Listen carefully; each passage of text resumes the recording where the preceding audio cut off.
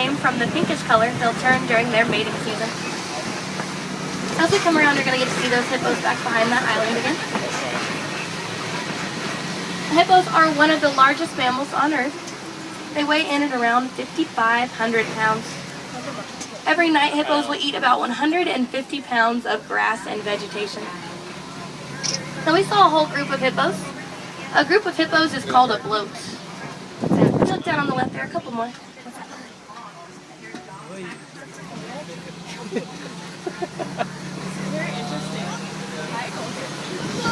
Alright everybody, definitely stay seated and hang on tight. We're headed into Nile crocodile territory.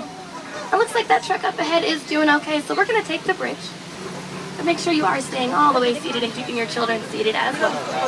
Now Nile crocodiles get anywhere from 18 to 20 feet long and weigh around 1,200 pounds. They are extremely aggressive, with about 2,000 pounds of pressure per square inch in their jaw. They'll use those jaws to crush the bones of any of their prey. But as pleasant as that sounds, we're going to move on and head towards the savannah. The savannah is a wonderful example of the wild Africa we are trying so hard to preserve. The savannah is also home to lots of different species of animals. And speaking of different, up ahead there is a really bizarre looking tree. That's a baobab tree. Baobab trees can remain leafless about 8 to 9 months out of the year. That's why they're called upside down trees, because they look like their roots are sticking up out of the top of the tree. Those trees can get over 1,000 years old, so they are pretty interesting.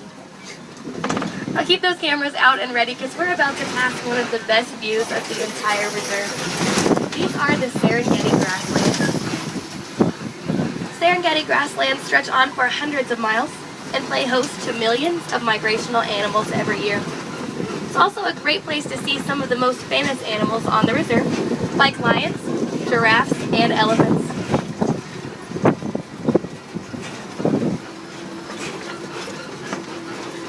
Now all over the savannah you're going to see these reddish-brown mounds of earth. Those are termite mounds. Termite mounds are almost as hard as concrete.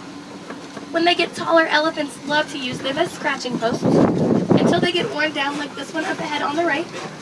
Antelopes will then stand up on top of them in order to see out over the tall grass and watch for predators. A savannah like this is a wonderful example of how animals work together to provide a balanced ecosystem.